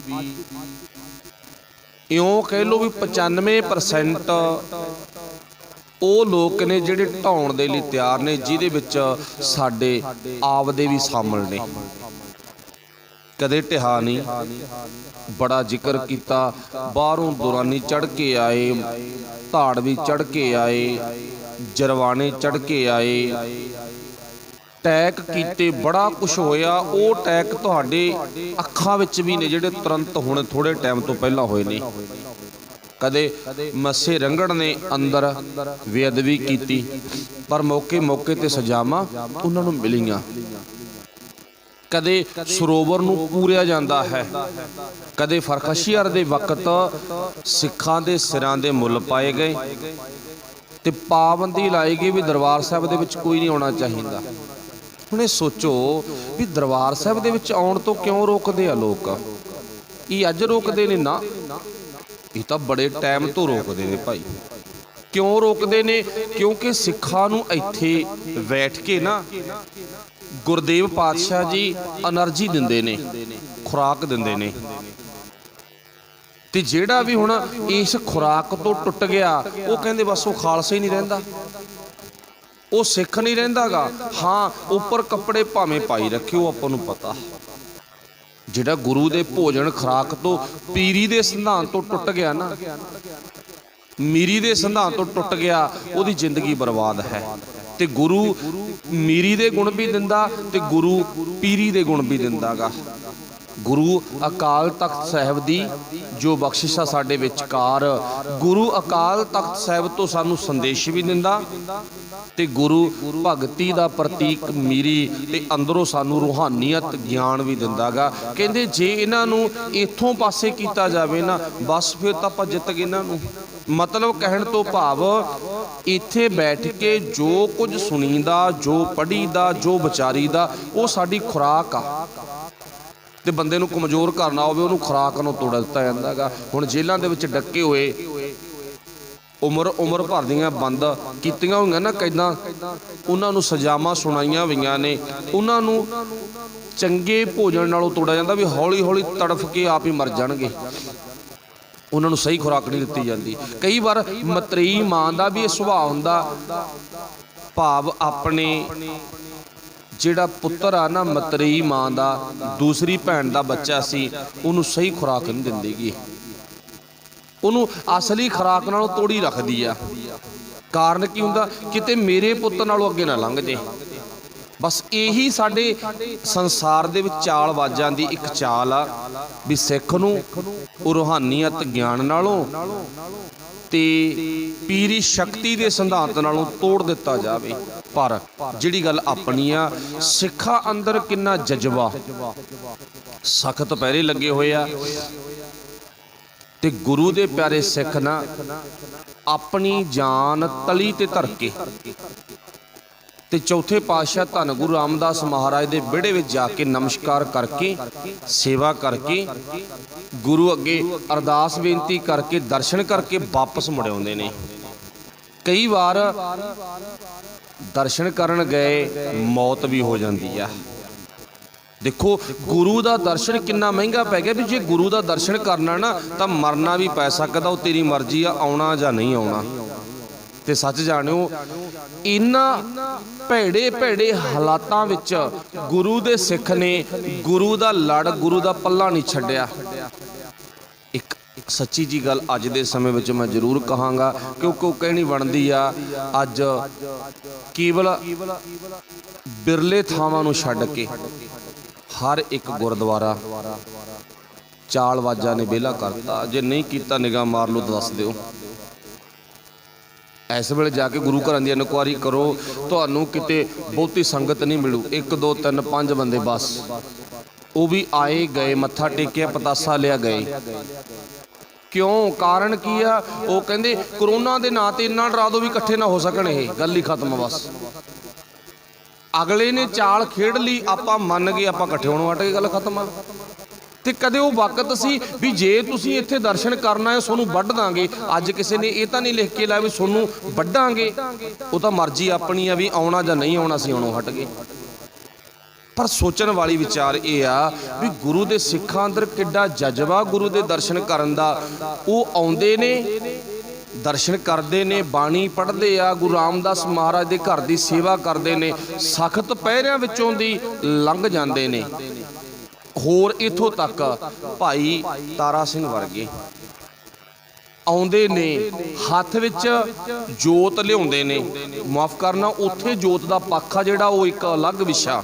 ਅੱਜ ਵੀ ਆਪਾਂ ਕਈ ਵਾਰ ਕਹਿ ਦਿੰਦੇ ਆ ਜੀ ਸਾਡੇ ਜੋਤ ਬੰਦ ਕਰਤੀ, ਉੱਥੇ ਚੱਲਦੀ ਆ। ਜਿਹੜੀ ਉੱਥੇ ਚੱਲਦੀ ਆ ਨਾ, ਉਹ ਕਿਸੇ ਹੋਰ ਗੱਲ ਦਾ ਪ੍ਰਤੀਕ ਆ। ਅਗਲਿਆਂ ਨੇ ਇੰਨੇ ਪਹਿਰੇ ਲਾਤੇ ਵੀ ਹੁਣ ਸਿੱਖਾਂ ਦਾ ਦੀਵਾ ਗੁੱਲ ਕਰਤਾ, ਸੀ ਬੁਝਾਤਾ। ਤੇ ਗੁਰੂ ਦੇ ਪਿਆਰਿਆਂ ਨੇ ਕੀ ਕਿਹਾ ਵੀ ਤੁਸੀਂ ਸਾਡਾ ਦੀਵਾ ਗੁੱਲ ਨਹੀਂ ਕਰ ਸਕਦੇ, ਬੰਦ ਨਹੀਂ ਕਰ ਸਕਦੇਗੇ। ਘੜਿਆਂ ਤੇ ਲੰਬੇ ਪੈ ਕੇ ਅਗਲਿਆਂ ਨੇ ਤਾਂ ਮੇਨ ਰਸਤੇ ਰੋਕ ਲਏ ਨਾ, ਪਹਿਰੇ ਲਾਤੇ। ਆਪਣੀ ਅੰਦਰ ਦੀ ਜਿਹੜੀ ਭਾਵਨਾ ਉਹਦੇ ਮੁਤਾਬਕ ਉਹਨਾਂ ਨੇ ਸਖਤ ਪਹਿਰੇ ਲਾ ਦਿੱਤੇ। ਪਰ ਗੁਰੂ ਦਰਬਾਰ ਵਿੱਚ ਹਰਿਮੰਦਰ ਸਾਹਿਬ ਦੇ ਵਿੱਚ ਘੜਿਆਂ ਤੇ ਪੈ ਕੇ ਮੁੱਧੇ ਹੋ ਕੇ ਗੁਰੂ ਦਰਬਾਰ ਵਿੱਚ ਨਾਲੇ ਸੇਵਾ ਕਰਕੇ ਜਾਂਦੇ, ਹਰਿਮੰਦਰ ਸਾਹਿਬ ਵਿੱਚ ਬਾਣੀ ਪੜ੍ਹ ਕੇ ਜਾਂਦੇ ਨੇ, ਰੂਹਾਨੀਆਂ ਤੋਂ ਖੁਰਾਕ ਲੈ ਕੇ ਜਾਂਦੇ ਨੇ ਤੇ ਨਾਲੇ ਦੀਵਾ ਲਾ ਜਾਂਦੇ ਆ। ਉਹ ਦੇਖੋ ਸਾਡੀ ਜੋਤ ਆ ਨਾ ਜਿਹੜੀ ਉਹ ਜਗ ਰਹੀ ਆ। ਉਹ ਅੱਜ ਵੀ ਜਿਹੜੀ ਜੋਤ ਚੱਲਦੀ ਆ ਨਾ, ਉਹ ਇਸ ਗੱਲ ਦਾ ਪ੍ਰਤੀਕ ਆ। ਇਹ ਜ਼ਾਲਮਾ, ਇਹ ਮੁਗਲਾ, ਦੇਖ ਲਾ ਤੂੰ ਸਾਡਾ ਦੀਵਾ ਗੁੱਲ ਕਰਨਾ ਚਾਹਿਆ, ਉਹ ਦੀਵਾ ਤਾਂ ਅੱਜ ਵੀ ਚੱਲਦਾ ਗਾ, ਉਹ ਦੀਵੇ ਨਹੀਂ ਕੋਈ ਬੁਝਾ ਸਕਦਾ ਗਾ। ਚਲੋ ਉਹਦਾ ਅੰਤਰੀ ਭਾਵ ਕੁਛ ਹੋਰ ਵੀ ਆ। ਸੰਗਤ ਦੀ ਆਵਾਜਾਵੀ 24 ਘੰਟੇ ਆ, 24 ਘੰਟੇ ਆ ਨਾ। ਗੁਰੂ ਪਾਤਸ਼ਾਹ 10:30 11 ਵਜੇ ਆਪਣੇ ਆਸਨਾਂ ਤੇ ਚਲੇ ਜਾਂਦੇ ਨੇ ਤੇ ਉਸ ਤੋਂ ਬਾਅਦ ਸੇਵਾ ਸ਼ੁਰੂ ਹੋ ਜਾਂਦੀ ਆ। ਹੁਣ ਜਿੱਥੇ ਸੰਗਤ ਦੀ ਜ਼ਿਆਦਾ ਆਵਾਜਾਵੀ ਆ ਤੇ ਕੁਦਰਤੀ ਤੌਰ ਤੇ ਉੱਥੇ ਪ੍ਰਦੂਸ਼ਣ ਫੈਲ ਜਾਂਦਾ ਤੇ ਉਹ ਪ੍ਰਦੂਸ਼ਣ ਨੂੰ ਖਤਮ ਕਰਨ ਦੇ ਲਈ ਘਿਓ ਬਾਲਣਾ ਪੈਂਦਾ। ਠੀਕ ਆ ਨਾ। ਉਹਦੇ ਮਤਲਬ ਅੰਤਰੀ ਭਾਵ ਕੁਝ ਹੋਰ ਨੇ, ਪਰ ਉਹ ਆਪਾਂ ਹੀ ਨਹੀਂ ਲਾਉਣਾ ਵੀ ਅਸੀਂ ਬੰਦ ਕਰਤੀ, ਉੱਥੇ ਚੱਲੀ ਜਾਂਦੀ ਆ। ਤੇ ਪਰ ਉਹ ਇੱਕ ਮੁਗਲ ਹਕੂਮਤ ਨੂੰ ਚੈਲੰਜ ਸੀ, ਤੂੰ ਇੱਧਰ ਪਹਿਰੇ ਲਾਈ ਰੱਖ, ਅਸੀਂ ਜੋਤ ਲਾਤੀ ਆਪਣੀ, ਅਸੀਂ ਆਪਣਾ ਕੰਮ ਕਰਤਾ। ਪਰ ਸਾਡੇ ਤੇ ਅੱਜ ਉਹ ਤਲਵਾਰ ਨਹੀਂ ਧਰੀ ਬਈ, ਅੱਜ ਅਸੀਂ ਗੁਰੂ ਦੇ ਨਾਲੋਂ ਉਦਾਂ ਹੀ ਦੂਰ ਹੋ ਗਏ, ਉਦਾਂ ਹੀ ਵਿਛੋੜੇ ਪਾ ਬੈਠੇ, ਉਦਾਂ ਹੀ ਅਸੀਂ ਆਪਣਾ ਕੰਮ ਆ ਨਾ ਜਿਹੜਾ ਉਹ ਅਲੱਗ ਕਰ ਬੈਠੇ। ਖਿਆਲ ਕਰਕੇ ਵੇਖੋ, ਬੜਾ ਦੁੱਖ ਆਉਂਦਾ ਗਾ ਜਦੋਂ ਮਾੜੀ ਜਿਹੀ ਗੱਲ ਹੁੰਦੀ ਆ। ਨਾ ਭਾਈ ਇਕੱਠੇ ਨਹੀਂ ਹੋਣਾ, ਕਿਉਂ ਨਹੀਂ ਹੋਣਾ ਗਾ? ਕਹਿੰਦੇ ਨਾ ਨਾ, ਕੀ ਪਤਾ ਕੋਈ ਕੇਸ ਪਾ ਦੇ। ਕਮਾਲ ਦੀ ਗੱਲ ਹੈ, ਤਾਂ ਸਿਰ ਧੜ ਦੀ ਬਾਜੀ ਲਾ ਕੇ ਵੀ ਗੁਰੂ ਦਰਸ਼ਨ ਗੁਰੂ ਦੇ ਸਿੱਖ ਕਰਕੇ ਜਾਂਦੇ। ਉਹ ਸਿੱਖਾ ਤੂੰ ਕਿੱਥੇ ਕਿਸ ਰਸਤੇ ਤੇ ਖੜਾਂਗਾ? ਅੱਜ ਨਿੱਕੀਆਂ ਨਿੱਕੀਆਂ ਗੱਲਾਂ ਦੀਆਂ ਲੜਾਈਆਂ ਨੇ ਗੁਰੂ ਘਰਾਂ ਦੇ ਵਿੱਚ। ਮਾਫ ਕਰਨਾ, ਸਿਆਣਿਆਂ ਦੇ ਬੋਲ ਨੇ, ਕਹਿੰਦੇ ਨਾ ਜਦੋਂ ਮਤਲਬ ਕਿ ਆਪਣੀ ਜ਼ਿੰਦਗੀ ਦੇ ਵਿੱਚ ਪਰਿਵਾਰ ਦੇ ਵਿੱਚ ਨਾ ਆਪਣੇ ਪਰਿਵਾਰਕ ਤਲ ਤੇ ਵਿਗਾੜ ਪੈ ਜਾਵੇ, ਉਦੋਂ ਸਮਝ ਲਓ ਵੀ ਆਪਣੀ ਬਰਬਾਦੀ ਹੁੰਦੀ ਆ। ਅੱਜ ਦੇ ਉਹ ਹਾਲਾਤ ਸਾਡੇ ਸਮਾਜ ਵਿੱਚ ਬਣ ਚੁੱਕੇ ਨੇ, 99% ਬਣੇ ਪਏ ਨੇਗੇ। ਵਾਹਿਗੁਰੂ ਭਲਾ ਕਰੇ। ਆਪਣਾ ਵਿਸ਼ਾ ਸੀ ਦਰਸ਼ਨਾਂ ਦਾ, ਵੀ ਭਾਵ ਗੁਰੂ ਦੇ ਦਰਸ਼ਨ ਕਰਨ ਦੇ ਲਈ ਸਿੱਖ ਸਿਰ ਧੜ ਦੀ ਬਾਜੀ ਲਾ ਕੇ ਵੀ ਗੁਰੂ ਦੇ ਦਰਸ਼ਨ ਕਰਨੋਂ ਨਹੀਂ ਹਟੇ। ਤੇ ਉਦੋਂ ਹਰਖਸ਼ੀਅਰ ਦੇ ਵਕਤ ਦੌਰਾਨ ਇਹ ਅਰਦਾਸ ਦੇ ਵਿੱਚ ਕੀ ਪਏ ਨੇ? ਅੱਖਰ ਪਏ ਨੇ ਕਿਹੜੇ? ਦਰਸ਼ਨ, ਇਸ਼ਨਾਨ। ਉਦੋਂ ਇਸ਼ਨਾਨ ਕਰਨਾ ਵੀ ਮਹਿੰਗਾ ਸੀ ਦਰਬਾਰ ਸਾਹਿਬ ਦਾ। ਤੇ ਬਾਬਾ ਮਨੀ ਸਿੰਘ ਦੀ ਜਿਹੜੀ ਸ਼ਹੀਦੀ ਹੋਈ ਹੈ ਉਹਦਾ ਕਾਰਨ ਉੱਥੇ ਇਕੱਠ ਸੀ, ਦੀਵਾਲੀ ਮਨਾਉਣੀ ਸੀ। ਚਲੋ ਮੰਨ ਲਓ ਵੀ ਦੀਵਾਲੀ ਮਨਾਉਣਾ ਸਾਡਾ ਧਰਮ ਨਹੀਂ, ਬੰਦੀ ਛੋੜ ਦਿਵਸ। ਉੱਥੇ ਸੰਗਤਾਂ ਨੇ ਪਹੁੰਚ ਕੇ ਰੂਹਾਨੀਅਤ ਗਿਆਨ ਪ੍ਰਾਪਤ ਕਰਨਾ ਸੀ। ਸਾਲਾਂ ਬੱਧੀ ਇਕੱਠ ਹੋਣ ਤੇ ਮਨਾਹੀ ਲਾਈ ਵੀ ਸੀ, ਪਰ ਉਹ ਇਕੱਠ ਹੋਣ ਨਹੀਂ ਦਿੱਤਾ ਗਾ, ਉਹ ਇਕੱਠ ਹੋਣ ਨਹੀਂ ਦਿੱਤਾ ਗਾ। ਤੇ ਬਾਬਾ ਮਨੀ ਸਿੰਘ ਦੇ ਨਾਲ ਕੁਝ ਸ਼ਰਤਾਂ ਲਾਈਆਂ ਗਈਆਂ ਸਨ, ਪਰ ਉਹ ਛੋਟੇ ਜਿਹੇ ਕਾਰਨ ਕਰਕੇ ਹੀ ਬੰਦ ਦੀ ਕਟਵਾ ਕੇ ਆਪਣੀ ਸ਼ਹੀਦੀ ਪਾ ਗਏ। ਕਿਸੇ ਤਰ੍ਹਾਂ ਡੋਲੇ ਨਹੀਂ, ਅੰਦਰ ਕਿਸੇ ਤਰ੍ਹਾਂ ਦਾ ਵਹਿਮ ਨਹੀਂ, ਤੌਖਲਾ ਨਹੀਂ ਹੈ ਵੀ ਆਪਾਂ ਕਿਉਂ ਮਰੀਏ, ਕਿਉਂ ਬੰਦ ਕਟਵਾਈਏ, ਪਰ ਹੱਸ ਕੇ ਸਿੱਧੀ ਪਾ ਗਏ। ਚਲੋ ਵਾਹਿਗੁਰੂ ਭਲਾ ਕਰੇ। ਸਿੱਖਾ ਅੱਜ ਵੀ ਤੂੰ ਗੁਰੂ ਦੇ ਦਰਸ਼ਨ ਕਰ ਭਰਾਵਾ, ਤੈਨੂੰ ਗੁਰੂ ਦਰਸ਼ਨ ਕਰੇ ਬਿਨਾਂ ਨਹੀਂ ਸਰਨਾਗਾ। ਭਾਵੇਂ ਇੱਕ ਵਾਰੀ ਕਹਾਲਾ ਤੇ ਭਾਵੇਂ 1000 ਵਾਰੀ ਕਹਾਲਾ, ਗੁਰੂ ਕੋਲੇ ਆਉਣਾ ਸਾਡਾ ਰੋਜ਼ ਇੱਕ ਫਰਜ਼ ਆ। ਮਾਂ ਆਪਣੇ ਬੱਚੇ ਨੂੰ ਨਾ ਛੋਟੇ ਹੁੰਦੇ ਨੂੰ ਇੱਕ ਵਾਰੀ ਨਹੀਂ, ਦਿਹਾੜੀ 'ਚ ਕਈ ਵਾਰੀ ਦੁੱਧ ਦਿੰਦੀ ਆ। ਤੇ ਆਪਣੀ ਆਮ ਹੀ ਡਾਕਟਰਾਂ ਦੀ ਬੋਲੀ ਵੀ, ਆਪਣੀ ਸਮਾਜ ਦੀ ਬੋਲੀ ਵੀ ਆ, ਜੇ ਮਾਤਾ ਦੇ ਦੁੱਧ ਨਾਲੋਂ ਬੱਚਾ ਕਈ ਵਾਰ ਦੂਰ ਹੋ ਗਿਆ ਨਾ, ਕੋਈ ਕਾਰਨ ਬਣ ਗਿਆ, ਵਜ੍ਹਾ ਹੋ ਗਿਆ, ਤੇ ਮੰਨ ਲਓ ਉਹਦੇ ਜੀਵਨ ਦਾ ਜਿਹੜਾ ਪਾਲਣ ਪੋਸ਼ਣ ਆ ਨਾ, ਉਹ ਅੱਧ ਉੱਡ ਜਾਂਦਾ ਗਾ। ਮਾਂ ਦੇ ਦੁੱਧ ਨੂੰ ਅੰਮ੍ਰਿਤ ਮੰਨਿਆ ਜਾਂਦਾ ਗਾ। ਇਹ ਗੁਰੂ ਗ੍ਰੰਥ ਸਾਹਿਬ ਸਾਡੀ ਮਾਂ, ਤੇ ਜਿਹੜਾ ਇਹਦੇ ਨਾਲੋਂ ਟੁੱਟ ਗਿਆ ਨਾ, ਅੱਧਾ ਗਿਆ। ਕਿਰਪਾਨਾਂ ਭਾਵੇਂ 2 ਪਾਲੇ। ਬਸ ਦਰਸ਼ਨਾਂ ਦੀ ਗੱਲ ਚੱਲ ਰਹੀ ਆ। ਦਰਸ਼ਨ ਤੋਂ ਭਾਵ ਕੁਝ ਸੁਣਨਾ, ਕੁਝ ਪੜ੍ਹਨਾ। ਇੱਥੇ ਜ਼ਿਕਰ ਕੀਤਾ ਆਬੋ ਸੱਜਣਾ ਹੋਂ ਦੇਖਾਂ ਦਰਸ਼ਨ ਤੇਰਾ ਰਾਮ। ਆਪਾਂ ਗੁਰੂ ਦਾ ਦਰਸ਼ਨ, ਪਰਮਾਤਮਾ ਦਾ, ਰੱਬ ਜੀ ਦਾ ਦਰਸ਼ਨ ਕਰਨਾ। ਘਰ ਆਪ ਨੜੈ ਮੈਂ ਖੜੀਆਂ, ਮੈਂ ਖੜੀ ਤੱਕਾ। ਮੈਂ ਆਪਣੇ ਵੱਲ ਇਹ ਹੱਥ ਕਰਕੇ ਕਹਿਨੀ ਆ, ਹੇ ਵਾਹਿਗੁਰੂ ਜੀ, ਮੈਂ ਅੰਦਰੋਂ ਸੁਚੇਤ ਹੋ ਕੇ ਰੁਕੀ ਹੋਈ ਹਾਂ। ਘਰ ਆਪ ਨੜੈ ਖੜੀ ਤਕਾ, ਮੈਂ ਮਨ ਚਾਓ ਕਨੇਰਾ ਰਾਮ। ਅੱਗੇ ਕੀ ਲਿਖਿਆ? ਮਨ ਚਾਓ ਕਨੇਰਾ ਸੁਣ ਪ੍ਰਭ ਮੇਰਾ। ਹੁਣ ਚਾਅ ਕਿਸ ਗੱਲ ਦਾ ਸੀ? ਕੇਵਲ ਅੱਖਾਂ ਨਾਲ ਵੇਖਣ ਦਾ ਨਹੀਂ ਸੀ, ਕੁਝ ਸੁਣਨ ਦਾ ਸੀ। ਹੁਣ ਮੰਨ ਲਓ ਵੀ ਆਪਾਂ ਆਪਣੇ ਘਰ ਵਿੱਚ ਮਹਿਮਾਨ ਆਉਣ ਦੀ ਉਡੀਕ ਵਿੱਚ ਆ, ਤੇ ਉਹ ਮਹਿਮਾਨ ਜਦੋਂ ਆ ਗਏ ਨਾ, ਆਪਾਂ ਬਿਟਰ ਬਿਟਰ ਉਹਦੇ ਕੰਨੀ ਝਾਕੀ ਜਾਈਏ ਤੇ ਉਹ ਆਪਣੇ ਕੰਨੀ ਝਾਕੀ ਜਾਵੇ। ਘੰਟੇ 2 ਘੰਟੇ ਬਾਅਦ ਉਹ ਕਹਿੰਦੇ ਚੰਗਾ ਭਾਈ ਮੈਂ ਚੱਲਿਆ, ਤੇ ਆਪਾਂ ਹੀ ਕਹਾਂਗੇ ਕੋਈ ਲੱਜਤ ਜੀ ਨਹੀਂ ਆਈ। ਤੇ ਜਦੋਂ ਆਉਂਦਾ ਨਾ ਤੇ ਆਪਣੇ ਅੰਦਰ ਦੀ ਕੋਈ ਭਾਵ ਨੂੰ ਯਾਰ ਰੱਜ ਕੇ ਗੱਲਾਂ ਕਰਾਂਗੇ, ਖੁੱਲ੍ਹ ਕੇ ਗੱਲਾਂ ਕਰਾਂਗੇ। ਉੱਦਾਂ ਭਾਵੇਂ ਆਪਾਂ 8 ਵਜੇ 9 ਵਜੇ ਸੌਂਦੇ, ਤੇ ਜਿੱਦੇ ਕੋਈ ਆਪਣਾ ਪਰਿਵਾਰ ਦਾ ਮਹਿਮਾਨ ਆਇਆ ਨਾ ਤੇ ਉਹਦੇ ਕਾਫੀ ਹਨੇਰਾ ਹੋ ਜਾਂਦਾ ਗੱਲਾਂ ਕਰਦਿਆਂ ਨੂੰ, ਕਈ ਵਾਰ ਸਾਰੀ ਰਾਤ ਵੀ ਲੰਘ ਜਾਂਦੀ ਆ।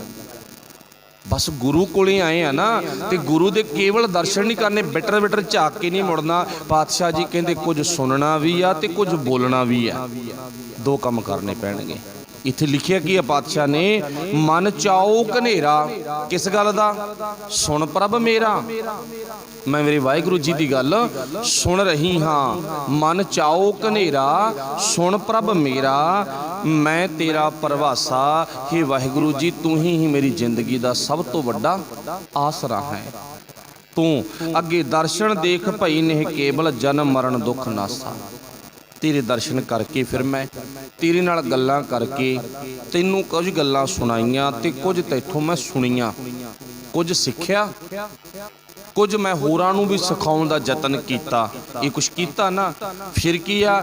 ਭਈ ਨਹਿ ਕੇਵਲ, ਭਈ ਮੇਰਾ ਮਨ ਕੀ ਹੋ ਗਿਆ? ਭਈ ਨਹਿ ਕੇਵਲ, ਇੰਨਾ ਕੁ ਹੋਰਾਂ ਨਾਲੋਂ ਅਲੱਗ ਹੋ ਗਿਆ ਵੀ ਮੇਰਾ ਉਹਨਾਂ ਦੇ ਵਿੱਚ ਰਲਣ ਨੂੰ ਜੀ ਨਹੀਂ ਕਰਦਾ। ਹੁਣ ਬੁਰੇ ਕੰਮ ਕਰਨ ਵਾਲਿਆਂ ਦੇ ਨਾਲ ਮਿਲਣ ਨੂੰ ਮੇਰਾ ਚਿੱਤ ਨਹੀਂ ਮੰਨਦਾਗਾ, ਨਾ ਜਮੀ ਨਹੀਂ ਚਿੱਤ ਮੰਨਦਾ। ਮਨ ਚਾਓ ਘਨੇਰਾ, ਸੁਣ ਪ੍ਰਭ ਮੇਰਾ, ਮੈਂ ਤੇਰਾ ਪਰਵਾਸਾ।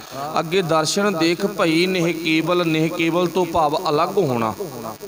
ਨਹਿ ਕੇਵਲ ਤੋਂ ਭਾਵ ਕੀ ਹੈ? ਆਪਣੇ ਆਪ ਨੂੰ ਭਾਵ ਥੋੜਾ ਜਿਹਾ ਵੱਖਰੇਪਣ ਦੇ ਵਿੱਚ ਲੈ ਆਉਣਾ, ਨਿਰਲੇਪ ਹੋ ਜਾਣਾ, ਵੱਖਰੇ ਹੋ ਜਾਣਾ। ਨਿਰਲੇਪ ਤੋਂ ਭਾਵ ਕਿਸੇ ਚੀਜ਼ ਨਾਲ ਆਪਣਾ ਮੋਹ ਨਾ ਬਣਾਉਣਾ, ਉਹਦੇ ਤੋਂ ਉੱਪਰ ਉੱਠ ਜਾਣਾ, ਨਿਰਲੇਪ ਹੋ ਜਾਣਾ। ਗੁਰਮੁਖ ਮਾਇਆ ਵਿੱਚ ਉਦਾਸੀ ਰਹੇ, ਤਾਂ ਪਰਿਵਾਰ ਵਿੱਚ ਹੀ ਆ, ਮਾਇਆ ਵਿੱਚ ਹੀ ਆ, ਪਰ ਮਾਇਆ ਵਿੱਚ ਰਹਿੰਦਿਆਂ ਹੋਇਆਂ ਅੰਜਨ ਮਾਹੇ ਨਰੰਜਨ ਰਹੀ ਹੈ। ਅੰਜਨ ਮਾਹੇ ਨਰੰਜਨ ਰਹੀ ਹੈ। ਹੁਣ 4 ਚਫੇਰੇ ਸੁਆਹੀ ਸੁਆਹਗੀ, ਕਾਲਖੀ ਕਾਲਖਾ ਨਾ, ਮੈਲਾਪਣ ਹੀ ਮੈਲਾਪਣ ਹੈ 4 ਚਫੇਰੇ। ਪਰ ਪਾਤਸ਼ਾਹ ਜੀ ਕਹਿੰਦੇ ਅੰਜਨ ਮਾਹੇ ਨਰੰਜਨ ਰਹੀ ਹੈ। ਇਵੇਂ ਕੀ ਕਰਨਾ? ਜੋਗ ਜੁਗਤ ਇਹ ਪਾਈ ਹੈ। ਆ ਜੁਗਤੀ ਗੁਰੂ ਕੋਲੋਂ ਲੈ ਕੇ ਜਾਣੀ ਸੀ। ਮੈਂ ਸੁਆਹ ਵਿੱਚ ਰਹਿੰਦਿਆਂ ਹੋਇਆਂ ਸੁਆਹ ਦੀ ਕਾਲਖ ਤੋਂ ਕਿਵੇਂ ਬਚ ਸਕਦੀ ਹਾਂ? ਮੈਂ ਦੁਨੀਆ ਵਿੱਚ ਰਹਿੰਦਾ ਹੋਇਆ ਦੁਨੀਆ ਦੀ ਕਾਲਖ ਤੋਂ, ਮਾੜੇ ਕੰਮਾਂ ਤੋਂ ਕਿਵੇਂ ਬਚ ਸਕਦਾ ਹਾਂ? ਫਿਰ ਵਾਹਿਗੁਰੂ ਜੀ ਅੱਗੇ ਦੱਸਦੇ ਨੇ, ਕਹਿੰਦੇ ਸਗਲੀ ਜੋਤ ਜਾਤਾ ਤੂੰ ਸੋਈ। ਉਹ ਵਾਹਿਗੁਰੂ ਦਾ ਹੁਣ ਟਿਕਾਣਾ ਕਿੱਥੇ ਆ? ਸਗਲੀ ਜੋਤ ਜਾਤਾ ਤੂੰ ਸੋਈ। ਹੁਣ ਮੈਨੂੰ ਪਤਾ ਲੱਗ ਗਿਆ, ਜਾਤਾ ਤੋਂ ਭਾਵ ਜਾਣਦਾ। ਮੈਨੂੰ ਹੁਣ ਪਤਾ ਲੱਗ ਗਿਆ, ਇਹ ਵਾਹਿਗੁਰੂ ਜੀ ਮੈਂ ਤੇਰੇ ਦਰਸ਼ਨ ਮੰਗੇ। ਦੇਖੋ ਆਰੰਭ ਤਾਂ ਆਪਣੀ ਕਿੱਥੋਂ ਹੋਈ ਆ? ਗੁਰੂ ਦੇ ਦਰਸ਼ਨ, ਪਰਮਾਤਮਾ ਦੇ ਦਰਸ਼ਨਾਂ ਤੋਂ, ਸੱਜਣ ਦੇ ਦਰਸ਼ਨਾਂ ਤੋਂ। ਆਵੋ ਸੱਜਣਾ ਹੋ ਦੇਖਾਂ ਦਰਸ਼ਨ ਤੇਰਾ ਰਾਮ। ਹੁਣ ਆਪਣਾ ਪਹਿਲਾ ਪੁਆਇੰਟ ਕੀ ਸੀ? ਸੱਜਣ ਕੌਣ ਹੈ? ਸਾਡਾ ਗੁਰੂ ਪਰਮਾਤਮਾ। ਉਹਦੀ ਦਰਸ਼ਨ ਕਰਨੇ ਨੇ। ਕਰਨੇ ਕਿਵੇਂ ਨੇ? ਕੁਝ ਸੁਣਨਾ, ਕੁਝ ਬੋਲਣਾ। ਕੇਵਲ ਅੱਖਾਂ ਨਾਲ ਵੇਖਣਾ ਨਹੀਂ, ਅੱਖਾਂ ਨਾਲ ਵੇਖ ਕੇ ਕੁਝ ਉਹਨੂੰ ਕਹਿਣਾ, ਉਹਦੇ ਅੰਦਰ ਦੀ ਗੱਲ ਸੁਣਨੀ ਤੇ ਆਪਣੇ ਅੰਦਰ ਦੀ ਗੱਲ ਸੁਣਾਉਣੀ। ਅੱਗੇ ਕਿੱਥੇ ਪਹੁੰਚ ਗਏ ਹੁਣ ਆਪਾਂ ਹੁਣ ਇੱਥੋਂ ਤੱਕ ਪਹੁੰਚ ਗਏ। ਪਾਤਸ਼ਾਹ ਜੀ ਕਹਿੰਦੇ ਹੁਣ ਮੈਨੂੰ ਜੱਜਮੈਂਟ ਹੋ ਗਈ। ਜਦੋਂ ਮੈਂ ਮੇਰੇ ਗੁਰੂ ਕੋਲੇ ਪਹੁੰਚਿਆ, ਉਹਨੇ ਦਰਸ਼ਨ ਕਰਨ ਦੀ ਮੰਗ ਮੰਗੀ, ਮੈਂ ਆਪਣੀ ਤਾਂਘ ਦੱਸੀ, ਮੈਂ ਆਪਣੇ ਅੰਦਰ ਦੀ ਪੀੜ ਦੱਸੀ। ਫਿਰ ਉਹਨੇ ਦੱਸ ਦਿੱਤਾ ਤੂੰ ਮੈਨੂੰ ਕੁਝ ਬੁਲਾ, ਮੇਰੇ ਨਾਲ ਗੱਲਾਂ ਕਰ। ਜਦੋਂ ਤੂੰ ਮੇਰੇ ਨਾਲ ਗੱਲਾਂ ਕਰਨ ਲੱਗ ਗਿਆ ਨਾ, ਕੁਝ ਮੇਰੇ ਨਾਲ ਰੂਹਾਨੀਅਤ ਦੀਆਂ ਗੱਲਾਂ ਕੀਤੀਆਂ, ਫਿਰ ਮੈਂ ਤੈਨੂੰ ਦੱਸ ਦੂੰ। ਕੀ ਦੱਸ ਦੂੰਗਾ? ਫਿਰ ਉਹਨੇ ਦੱਸ ਦਿੱਤਾ। ਅੱਗੇ ਜਾ ਕੇ ਦੱਸਿਆ ਕੀ ਆ? ਸਗਲੀ ਜੋਤ ਜਾਤਾ ਤੂੰ ਸੋਈ। ਹੁਣ ਮੈਨੂੰ ਪਤਾ ਲੱਗ ਗਿਆ ਵੀ ਉਹ ਵਾਹਿਗੁਰੂ ਜੀ ਸਾਰਿਆਂ ਦੇ ਵਿੱਚ ਭਾਈ ਖੁਦ ਵਸਦਾ ਹੈ। ਸਗਲੀ ਜੋਤ ਜਾਤਾ ਤੂੰ ਸੋਈ, ਮਿਲਿਆ ਭਾਏ ਸੁਭਾਏ। ਹੁਣ ਅੱਗੇ ਲਿਖਿਆ ਮਿਲਿਆ। ਹੁਣ ਮਿਲੂ ਕਿਵੇਂ? ਭਾਏ ਸੁਭਾਏ। ਹੁਣ ਗੁਰੂ ਸਾਹਿਬ ਜੀ ਕਹਿੰਦੇ ਉਹ ਮਿਲ ਪਿਆ ਭਾਈ। ਮਿਲਿਆ ਕਿਵੇਂ ਆ? ਭਾਏ ਸੁਭਾਏ, ਭਾਵ ਉਹ ਮੈਨੂੰ ਪਿਆਰ ਕਰਨ ਦੇ ਨਾਲ ਮਿਲ ਪਿਆ। ਇਹ ਪਿਆਰ ਕਰਨ ਵਾਲਾ ਮੇਰਾ ਸੁਭਾਅ ਬਣਿਆ, ਮੇਰੇ ਅੰਦਰ ਦੀ ਆਦਤ ਬਣੀ। ਆਦਤ ਬਣਨ ਤੋਂ ਬਾਅਦ ਉਹ ਵਾਹਿਗੁਰੂ ਜੀ ਦੀ ਐਸੀ ਕਿਰਪਾ ਹੋਈ, ਐਸੀ ਬਖਸ਼ਿਸ਼ ਹੋਈ, ਉਹ ਮੈਨੂੰ ਭਾਈ ਅੰਦਰਲੇ ਤਲ ਤੇ ਮਿਲ ਪਿਆ। ਹੁਣ ਮੈਂ ਉਹ ਵਾਹਿਗੁਰੂ ਜੀ ਦਾ ਟਿਕਾਣਾ ਛੱਡ ਕੇ ਹੋਰ ਕਿਤੇ ਨਹੀਂ ਜਾਵਾਂਗਾ। ਇਹਨੂੰ ਕੀ ਕਿਹਾ ਜਾਂਦਾ ਗਾ? ਹੁਣ ਮੈਂ ਉੱਥੇ ਨਹੀਂ ਜਾਵਾਂਗਾ ਕਿੱਥੇ ਜਿੱਥੇ ਲੋਕ ਜਾਂਦੇ ਨੇ, ਕਦੇ ਵੀ ਨਹੀਂ ਜਾਵਾਂਗਾ। ਨਾ ਮੰਦਰ, ਨਾ ਠਾਕਰ ਦੁਆਰੇ, ਨਾ ਗਿਰਜਾ ਘਰ, ਨਾ ਕਿਤੇ ਹੋਰ। ਚਲੋ ਇੱਕ ਕਹਾਵਤ ਆ, ਮੈਂ ਨਹੀਂ ਕਿਤੇ ਜਾਵਾਂਗਾ। ਹੁਣ ਜਾਵਾਂਗਾ ਕਿੱਥੇ? ਮੈਂ ਉੱਥੇ ਜਾਵਾਂਗਾ ਜਿੱਥੇ ਉਹ ਵਾਹਿਗੁਰੂ ਜੀ ਖੁਦ ਰਹਿੰਦੇ ਨੇ। ਉਹ ਹਰ ਇੱਕ ਸਰੀਰ ਦੇ ਵਿੱਚ ਹੈ ਤੇ ਮੈਂ ਹਰ ਇੱਕ ਸਰੀਰ ਦੇ ਅੰਦਰ ਨਿਗਾਹ ਮਾਰਦੀ ਜੋਤਰ ਕਰਾਂਗਾ। ਬਾਹਰੀ ਤੌਰ ਤੇ ਨਹੀਂ, ਅੰਦਰੋਂ ਨਿਗਾਹ ਮਾਰਾਂਗਾ। ਫਿਰ ਅੱਗੇ ਪਾਤਸ਼ਾਹ ਜ਼ਿਕਰ ਕਰਦੇ ਨੇ, ਘਰ ਆਏ ਅੜੇ ਸਾਜਨਾ ਤਾਂ ਧਨ ਖਰੀ ਸਰਸੀ ਰਾਮ। ਹੀ ਮੇਰੇ ਮਾਲਕ ਜੀ, ਤੁਸੀਂ ਮੇਰੇ ਘਰ ਦੇ ਵਿੱਚ ਆਏ ਤੇ ਮੇਰੇ ਜੀਵਨ ਵਿੱਚ ਹੁਣ ਰਸ ਪੈਦਾ ਹੋ ਗਿਆ। ਹੁਣ ਮੈਂ ਰਸ ਰਹਿਤ ਨਹੀਂ, ਮੈਂ ਰਸ ਭਰਪੂਰ ਹੋ ਗਿਆ। ਅੰਮ੍ਰਿਤ ਰਸ ਦੀ ਦਾਤ ਲੈ ਕੇ ਅੰਮ੍ਰਿਤ ਰਸ ਭਰਪੂਰ ਮੇਰੀ ਜ਼ਿੰਦਗੀ ਬਣ ਗਈ ਹੈ। ਹਰ ਮੋਹੀ ਆੜੀ ਸਾਚ ਸ਼ਬਦ ਠਾਕੁਰ, ਦੇਖ ਅਰਹੰਸੀ ਰਾਮ। ਹੁਣ ਮੈਂ ਸੱਚੇ ਪਾਤਸ਼ਾਹ ਐਸਾ ਹੰਸ ਬਣਿਆ, ਐਸਾ ਮੇਰਾ ਜੀਵਨ ਬਣਿਆ। ਹੁਣ ਮੈਂ ਆਪਣੇ ਆਪ ਨੂੰ ਕੀ ਮੰਨਦਾ ਹਾਂ? ਹੰਸ ਮੰਨਦਾ ਹਾਂ। ਹੰਸ ਤੋਂ ਵੀ ਉੱਪਰ ਪਰਮ ਹੰਸ ਮੰਨਦਾ ਹਾਂ। ਇਹ ਤੇਰੀ ਕਿਰਪਾ, ਤੇਰੀ ਬਖਸ਼ਿਸ਼ ਹੋਈ ਹੈ। ਗੁਣ ਸੰਗ ਰਹਾਂਸੀ ਖਰੀ ਸਰਸੀ, ਜਾਂ ਭਾਵੀ ਰੰਗ ਰਾਵੀ। ਅੱਗੇ ਪਾਤਸ਼ਾਹ ਜ਼ਿਕਰ ਕਰਦੇ ਨੇ, ਅਵਗੁਣ ਮਾਰ। ਹੁਣ ਅਵਗੁਣ ਮੈਂ ਮਿਟਾਉਣੇ ਸ਼ੁਰੂ ਕਰ ਦਿੱਤੇ। ਅਵਗੁਣ ਮਾਰ ਗੁਣੀ ਘਰ ਛਾਇਆ, ਤੇ ਗੁਣਾਂ ਦੇ ਘਰ ਨਾਲ ਮੇਰਾ ਮੋਹ ਪ੍ਰੇਮ ਬਣ ਗਿਆ। ਗੁਣਾਂ ਦੇ ਘਰ ਦੇ ਗੁਣਾਂ ਦੇ ਖਜ਼ਾਨੇ ਨੇ ਮੈਂ ਦੀਦਾਰ ਕਰਨੇ ਸ਼ੁਰੂ ਕਰ ਦਿੱਤੇ। ਪੂਰਾ ਪੁਰਖ ਵਧਾਤਾ ਤਸਕਰ ਮਾਰ, ਬਸੀ ਪੰਚੈਣ ਅਦਲ ਕਰੇ ਵਿਚਾਰੇ। ਮੈਂ ਆਪਣੇ ਜੀਵਨ ਵਿੱਚੋਂ ਸਾਰੇ ਚੋਰ ਮਾਰ ਦਿੱਤੇ। ਤਸਕਰ ਤੋਂ ਭਾਵ ਚੋਰ। ਤਸਕਰ ਮਾਰ ਬਸੀ ਪੰਚੈਣ, ਹੁਣ ਉਹਨਾਂ ਪੰਜਾਂ ਨੂੰ ਮੈਂ ਆਪਣੇ ਵੱਸ ਵਿੱਚ ਕਰ ਲਿਆ। ਭਾਵ ਚੋਰ ਖਤਮ ਕਰਕੇ ਆਪਣੇ ਆਪ ਨੂੰ ਸੋਹਣੇ ਜੀਵਨ ਵਿੱਚ ਲੈ ਆਇਆ। ਲਾਸਟ ਵਿੱਚ ਗੁਰੂ ਸਾਹਿਬ ਜੀ ਕਹਿੰਦੇ, ਨਾਨਕ ਰਾਮ ਨਾਮ ਨਿਸਤਾਰਾ, ਗੁਰਮਤਿ ਮਿਲੇ ਪਿਆਰੇ। ਮੇਰੇ ਜੀਵਨ ਵਿੱਚ ਉਸ ਪਾਤਸ਼ਾਹ ਨੇ ਐਸੀ ਕਿਰਪਾ ਕੀਤੀ ਹੈ। ਨਾਨਕ ਰਾਮ ਨਾਮ ਨਿਸਤਾਰਾ, ਭਾਵ ਉਹ ਪਰਮਾਤਮਾ ਦੇ ਨਾਮ ਤੋਂ ਬਿਨਾਂ ਉਧਾਰ ਨਹੀਂ ਹੈ। ਰਾਮ ਨਾਮ ਨਿਸਤਾਰਾ। ਫਿਰ ਅੱਗੇ ਗੁਰਮਤਿ ਮਿਲੇ ਪਿਆਰੇ।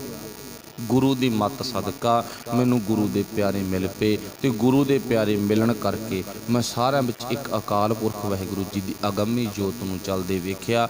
ਉਹਦੀ ਜੋਤ ਨੂੰ ਚੱਲਦੇ ਵੇਖਿਆ ਤੇ ਫਿਰ ਉਹਦੀ ਜੋਤ ਨਾਲ ਹੀ ਮੇਰੀ ਸਾਂਝ ਬਣ ਗਈ ਹੈ। ਆਪਣੀ ਵਿਚਾਰ ਸੀ, ਆਵੋ ਸੱਜਣਾ ਹਉ ਦੇਖਾਂ ਦਰਸ਼ਨ ਤੇਰਾ ਰਾਮ। ਕਿਵੇਂ ਗੁਰੂ ਦੇ ਦਰਸ਼ਨ ਕਰਨੇ ਨੇ?